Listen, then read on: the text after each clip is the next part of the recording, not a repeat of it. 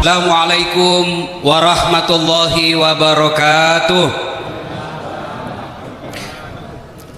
Alhamdulillahi rabbil alamin.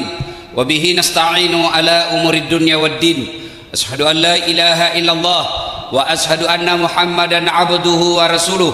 Allahumma salli ala sayyidina Muhammad wa ala alihi wa sahbihi ajma'in. Amma ba'd, faqad qala Allah subhanahu wa ta'ala fi kitabil karim.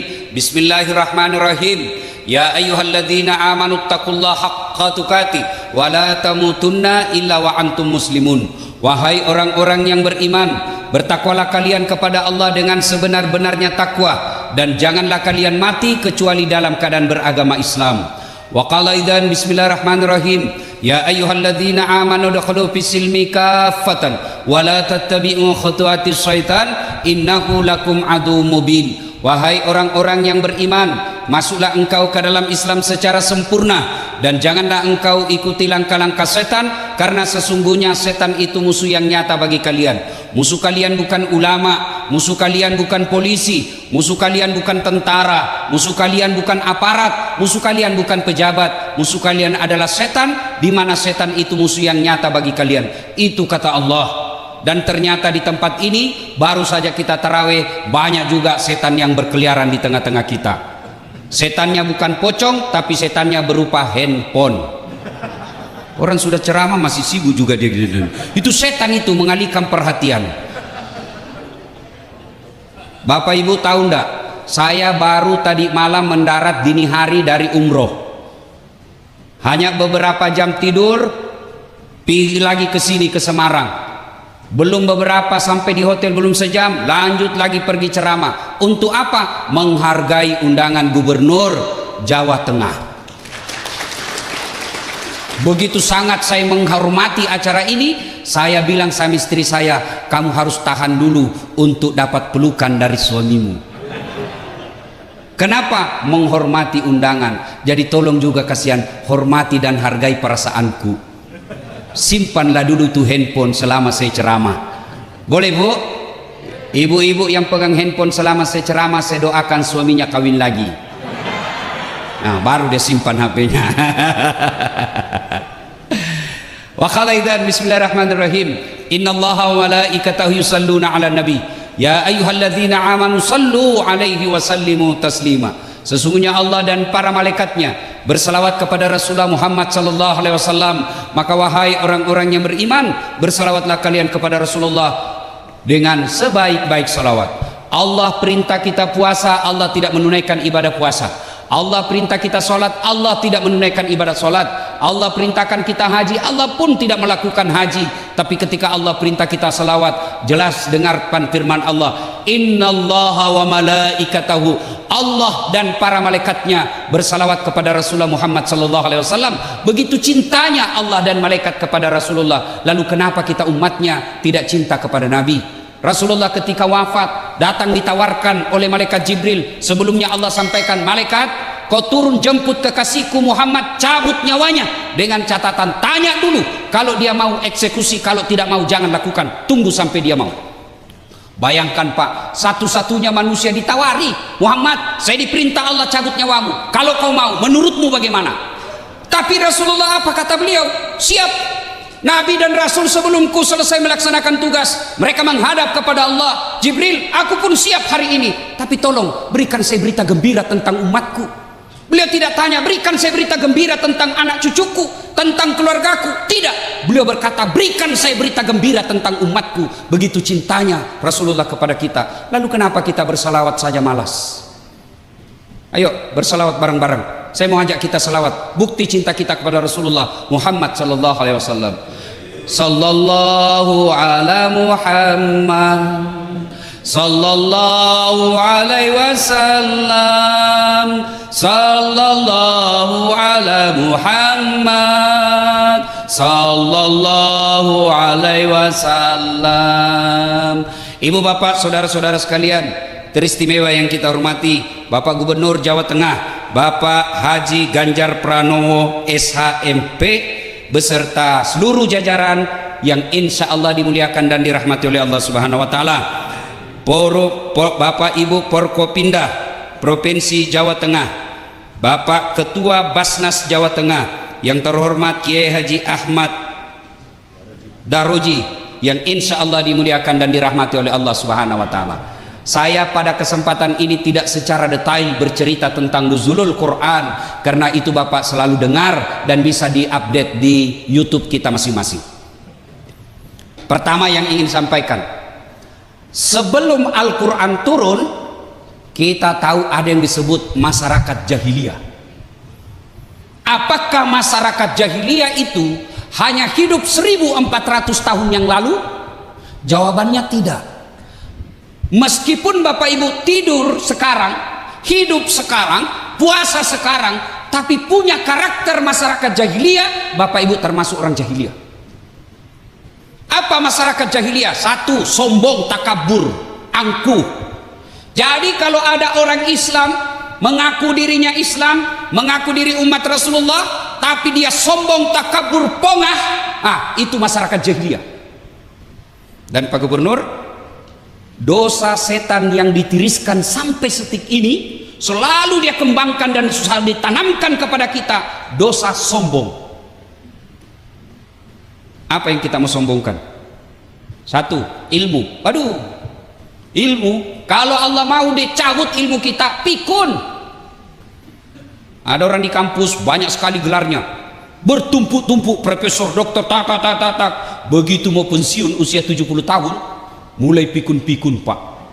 Diprotes sama istrinya, Pak, biasanya kalau kau mau pergi mengajar kau cium-cium jidatku, ini sudah hampir 1 minggu tidak pernah lagi kau cium saya. Kata suaminya dalam hati, astagfirullah, berarti siapa ku cium selama ini? Ternyata pembantunya dia cium Pak. Apa mau sombong? Profesor doktor, Allah cabut ilmumu, kau tidak bisa bedakan mana istrimu mana pembantu. Pak Kadis jangan juga modus. Teman-teman sudah dengar ceramah ini, besok didapat di kamar sama nanya, Pak, saya kira mamamu nak. Apa yang kita mau sombongkan dengan ilmu? Allah jelaskan dalam Al-Quran, wa ma utitu minal ilmi illa qalila. Saya tidak berikan kamu ilmu kecuali sangat sedikit.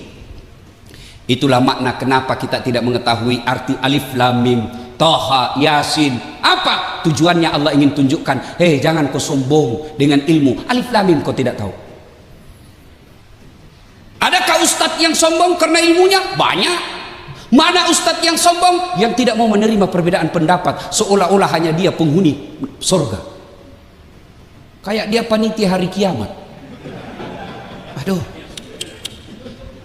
dulu waktu saya kecil itu kalau kita sholat jamaah Pak di masjid subuh, kalau di samping kanan kita tidak kunut, kita tidak ribut Pak. Allahu Akbar, samping kanan kunut tidak ribut, kita cuma bilang dalam hati, oh Muhammadiyah, selesai.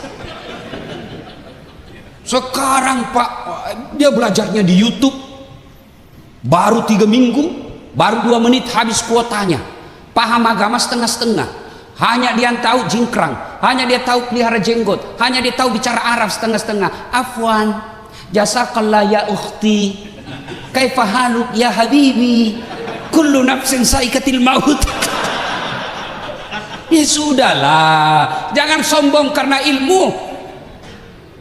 2, apa yang mau sombong? Jawatan. Gubernur mau sombong, aduh, 10 tahun men, selesai. Wabillahi taufiq wal hidayah. Gambang Garuda Pak Pranowo, Pak Ganjar, 10 tahun aja dipakai Pak.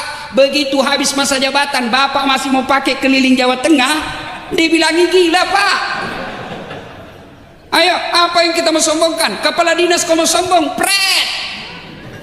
Kamu bisa jadi kepala dinas ke gubernur senang. Biar gubernur senang, kalau istri beliau tidak senang, tidak jalan nih kamu. Apa yang mau kita sombongkan? Jabatan, jangan sombong. Pak Kajati mau sombong, aduh men, pensiun. Ketua DPR, ya kalau terpilih lagi Pak. Kalau tidak, wabillahi taufiq wal hidayah. Apa yang kita mau sombongkan? Ada yang merasa sombong karena hebat, banyak followernya, Dasat Latif. Jangan kau sombong Dasat. Kau bisa begitu karena ada yang nonton kamu. Kalau tidak ada follower saya, mana hebatnya? Saya ceramah di sini berdebu, bergema, berapi-api, hebat. 1 jam membara ceramah saya, tidak ada yang nonton. Lewat orang, sudah lama itu Ustadz gila di dalam. Maka jangan sombong. Jabatan kita miliki sekejap saja. Ilmu yang kita miliki, jangan sombong. Yang ketiga yang menyebabkan sombong, kaya. Apa yang kamu sombongkan dengan kekayaanmu? Di atas langit ada langit. Allah marah dengan kekayaanmu. Oke lah, masih banyak harta, masih bagus mobil, masih banyak tabungan. Allah titip satu penyakit dalam dirimu, tidak ada bisa kau makan. Banyak kan Bapak tahu? Banyak duitnya miliaran, tabungannya miliaran, tapi apa? Dilarang makan nasi, dilarang makan garam, dilarang makan gula, dilarang makan daging, dilarang makan demak. Apa saja bisa dia makan? Ubi rebus. Duit 10 miliar ubi rebus saja bisa dia makan, Pak. Begitu dia ke dokter, apa kata dokter? Mohon maaf Pak Kadis, selama Bapak aktif sebagai PNS, Bapak tidak pernah kena sinar matahari. Mulai besok jam 8 Bapak keliling di komplek, kasih sinar matahari. Jangan pakai baju Pak ya, jangan pakai peci, pakai celana pendek aja Pak, supaya kena sama matahari. Jangan pakai sendal. Kelilinglah dia di komplek dari jam 8 sampai setengah 10, tidak pakai baju, pakai celana pendek, tidak pakai sendal. Apa bedanya sama gembel? Ada 3 teman setan di dunia kata Allah.